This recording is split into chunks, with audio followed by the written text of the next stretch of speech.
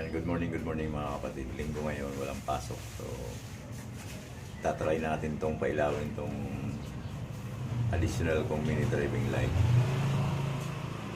Ayan. Binigay lang po ito sa akin ng ating katropa. Subukan natin kung gagana. At subukan na din natin kung bawal. No? O wala namang mawawala kung subukan natin. Okay. So, panoorin niyo po. So, ito na tayo mga kapatid. Sinit up ko na ito kahapon. Pinag-isipan ko kung paano ko ilalagay na hindi siya gagalaw. Ayan. Kasi pag rider ay mahirap, walang mga bracket na pwede kang paglagyan. Ito yung dati ko, luma. Tapos ito naman yung additional ngayon.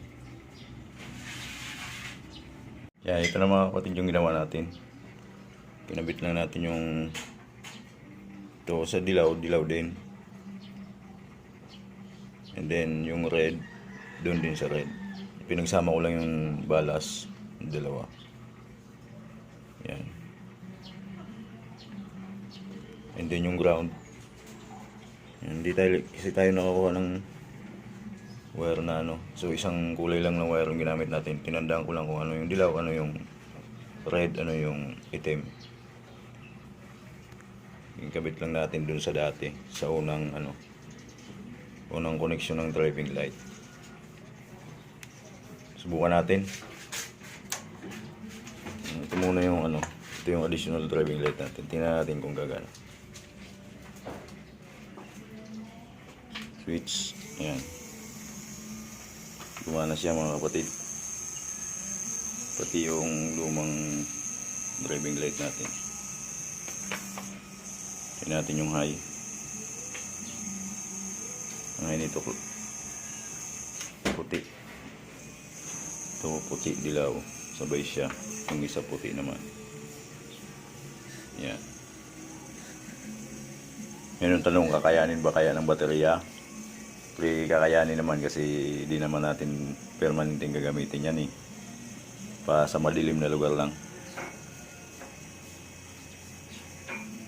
Ayan, ito na mga kapatid, makakompleto na natin yung setup. Ayan, subukan natin. Ayan, low, high, low, high,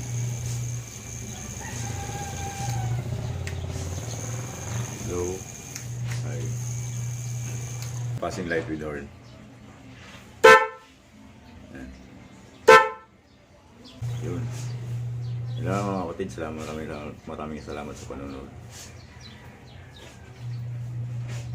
Shoutout pala kay Primo Jomar sa nagbigay ng driving light na to. At sa lahat po na mga sulit nating supporters, maraming salamat po sa inyo. Yan, ingat po kayo. God bless.